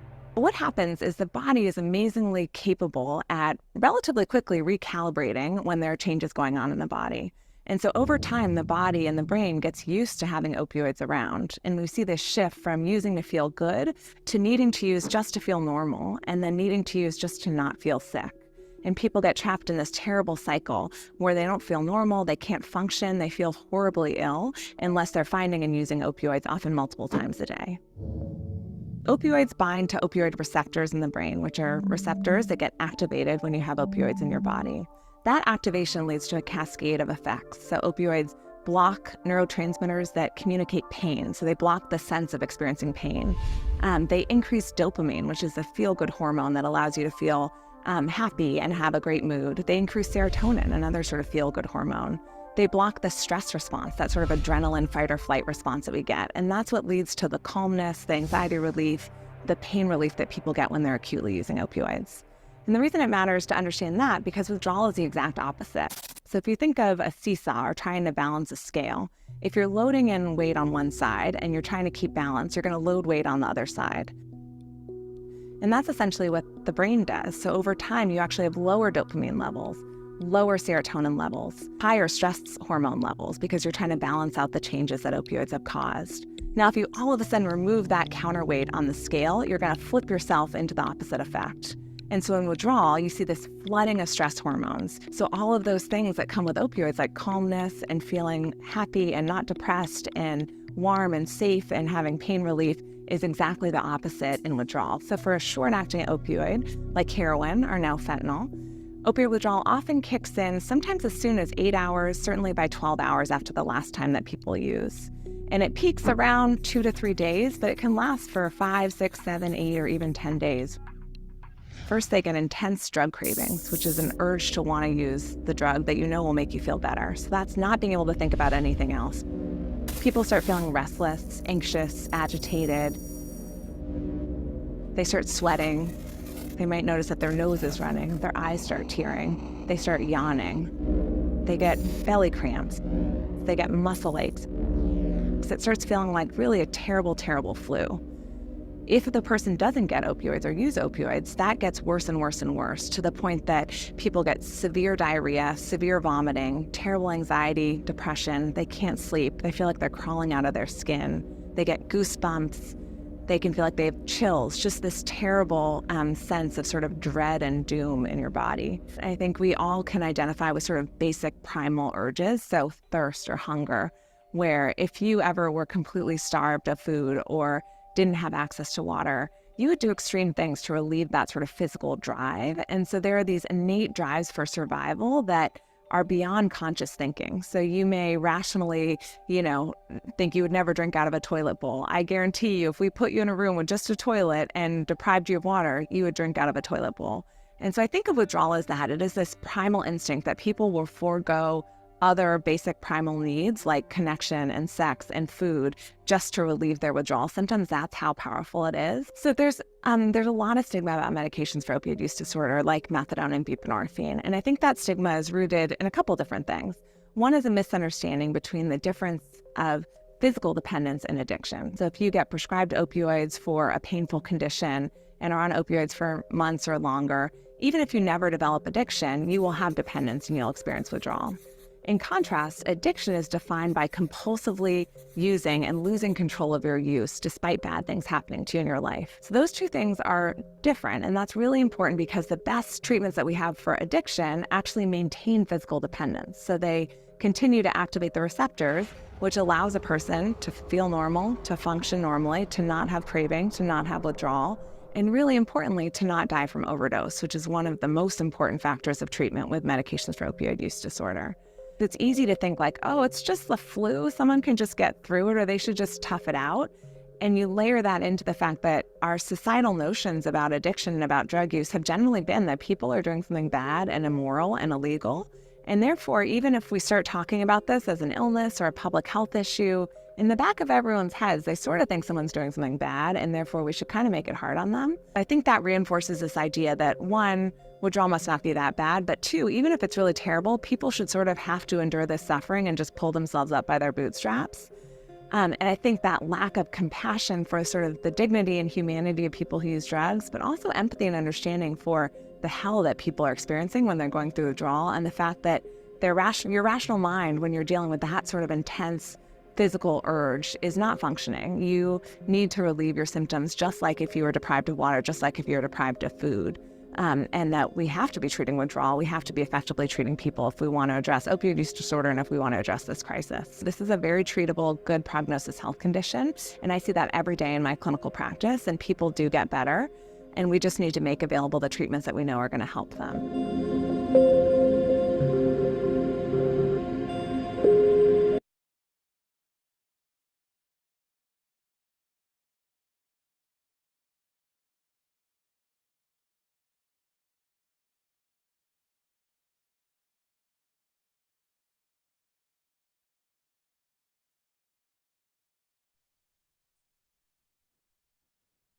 All right, just to follow up on that information, I have a few more slides for you guys before we call it a night. So endogenous opioids are chemical neurotransmitters that control movement, mood, and physiology. Digestion, regulation of body temperature, and breathing are all under their purview. The main endorphin, beta endorphin, starts in the hypothalamus and spreads throughout the brain, especially during times of stress. Enkephalins are used by neurons to communicate with other neurons and may play a part in pain control and the reward center. The third member of the family, dynorphins, actually causes unpleasant feelings. The main opiate receptor is called mu and provides the analgesia, euphoria, and respiratory depression that opioids do. The second major receptor is called delta and cooperates with mu. A third receptor, kappa, produces analgesia, but not the high that opioids do. However, if you stimulate kappa alone, you wind up with dysphoria rather than euphoria. People who take opioids, especially for legitimate reasons like pain management, can develop dependence in a matter of weeks. This can be followed rather quickly by addiction. Many researchers believe that avoiding withdrawal symptoms maintains addiction more so than the actual pleasurable effects of the drug, because withdrawal can be just so damn unpleasant, like worse than any flu that you could ever imagine, as we heard described in the video that we just watched. Here we have the DSM-5 criteria for opioid intoxication. A, recent use of an opioid. B, clinically significant problematic behavioral or psychological changes.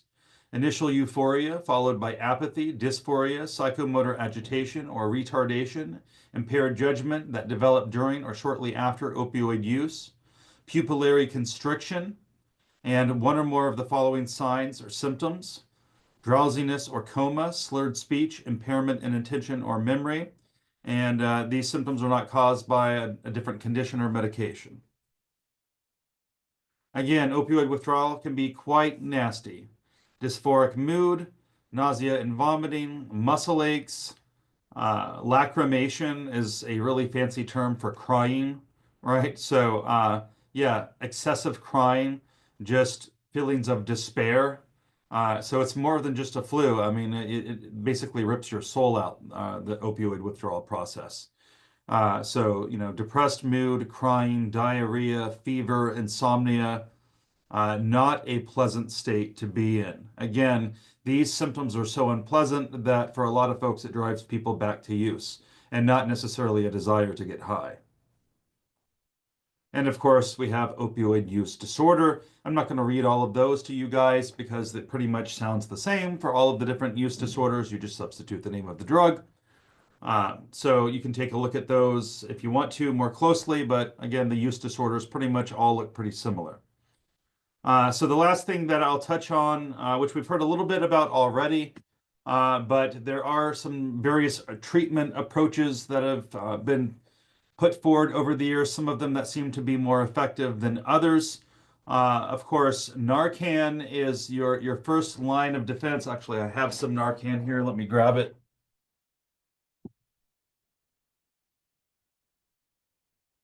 I actually have this box of Narcan in my office just in case we have a student in the building who's having an opioid overdose. I have some Narcan here in building 14 just in case. But a Narcan, brand name for naloxone. And it's basically an opioid, it's an endorphin receptor antagonist. So it will pretty quickly reverse the effects of an opioid overdose, assuming that the dose of the opioid hasn't been too high or that you're able to get to the person quickly enough. Now, unfortunately, there are some strains of fentanyl out there these days that are so strong that even Narcan doesn't work for it anymore. And of course, there's Narcotics Anonymous, which is the 12-step meeting group that was originally started by Bill Wilson, who was associated with Alcoholics Anonymous. It's associated with that 12-step approach to treatment, which if you complete your reflection paper on the first topic, you'll probably learn a lot about what the 12-step approach is all about. If we have a little bit of extra time in the course at some point, I might talk a little bit more about it when we get to the chapter on treatments, on addiction treatment. But methadone has been around for a while. It's a time-released opioid that people take to help them wean off of opioids. The problem is, though, that methadone can be crushed and abused, so it has to be administered in controlled settings. If you mix methadone with other opioids like my dad did, it can kill you. That's how he died. Buprenorphine is another opioid that is sometimes used to treat opioid addiction with some success. Naltrexone is another similar drug that's a long-term release preparation. That's an implant that's actually implanted under the skin for long-term release. Probably the more controversial one on this list would be Ibogaine treatment. Ibogaine is actually a hallucinogen that often makes people violently ill when they consume it. But there have been a number of addicts who swear by it, who have claimed that they've cured their opioid addiction through Ibogaine treatment. Now, again, it's controversial because Ibogaine is a hallucinogenic drug that can make you very violently ill. A lot of people who take it get just violently nauseous and will need medical attention after they take it. Not everybody has that reaction to it, but some people have some really negative reactions to it, like even heart arrhythmias that can be like medical emergencies. So some people have side effects from the Ibogaine that is just so unpleasant. That's the reason why it's usually not recommended as a first line of treatment. But the people who have done it and who've had success with it, absolutely swear by it. But again, it's one of the more controversial treatments that are out there. All right, so it's about 8 o'clock, and so we're going to be getting out of here now, and that will bring us to the end of our discussion about opioids. I hope that you guys learned something tonight that was of benefit. It's hard to tell sometimes when you guys all have your cameras turned off, which, I'm not bitching about it too much. The college does actually want us to make students have their cameras on during class, and if I were really being, a stickler for college policy, I would make you guys keep your cameras on in class. I probably should. But I tend to be more easygoing about things, so I've kind of been relaxed about it. But I hope you guys are watching and paying attention. So I will see you guys next week when we will come to our next topic, which will be, let's see, I'm pulling up the schedule here. Next week, we'll be covering two chapters, chapters 10 and 11, two short chapters. Those chapters will be on sedatives and steroids. So I'll be looking forward to that, seeing you guys next week. Again, don't forget about your reflection papers that are coming up due in early December at the end of the course. Again, we're getting towards the end of the class here, and I hope that you guys have been enjoying the class and getting something out of it. Like I said, I do teach a bunch of other classes here at the college, so registration is open for the spring. So maybe some of you guys will come see me again for some of the other classes I teach, which include general psychology, human growth and development, research methods, and intro sociology. There is another Professor Carr at the college, Jeremy Carr, who's a math professor.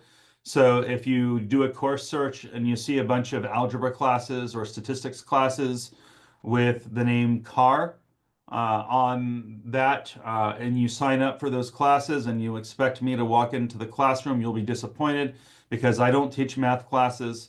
So those math classes are a different Professor Carr. That's Jeremy Carr.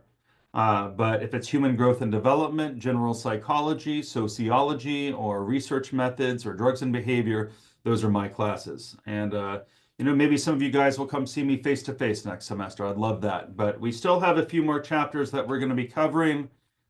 We've got sedatives and steroids next week, and then 2 weeks later after that is our Thanksgiving Day off. And then the final lecture that we'll be covering. Actually, we already covered the chapter on addiction and addiction treatment. I forgot, but so we really only have three actually chapters left to cover, 10, 11, and 16. So we'll cover chapters 10 and 11 next time on November 21st, and then the next week on November 28th, we'll be off for Thanksgiving. And then the following week on December 5th, that will be the day that your reflection papers are due, and we will also have our last class meeting that night where we will talk about chapter 16, legal issues. And as soon as I finish that lecture, I will publish the final exam for you guys to take through Proctorio, which will be open until December 12th, the last day of the semester. So that's what we have on the horizon. Again, it's been an honor and a pleasure to teach you guys this semester. I hope you guys have gotten something out of it. The end of course evaluations are going to open up here within the next couple of weeks, I think, and you guys will have the opportunity to provide me with some feedback. And I would really appreciate it if you guys would go ahead and do that when those surveys become available. And I will offer extra credit to students who do that as well. And I'll remind you guys about that when those surveys open up. All right, so that's it for this evening. And I see some messages down here. Yes, have a good night, everyone. And had some other messages. Someone messaged me about naltrexone. That is interesting. Yeah, that is an interesting bit of information to come across. And also to the other person that said good night to you as well. To those of you who have messaged me, everybody have a great weekend. I wish you guys the loveliest of weekends, nice relaxing time, and we'll see you guys next week. Live long and prosper.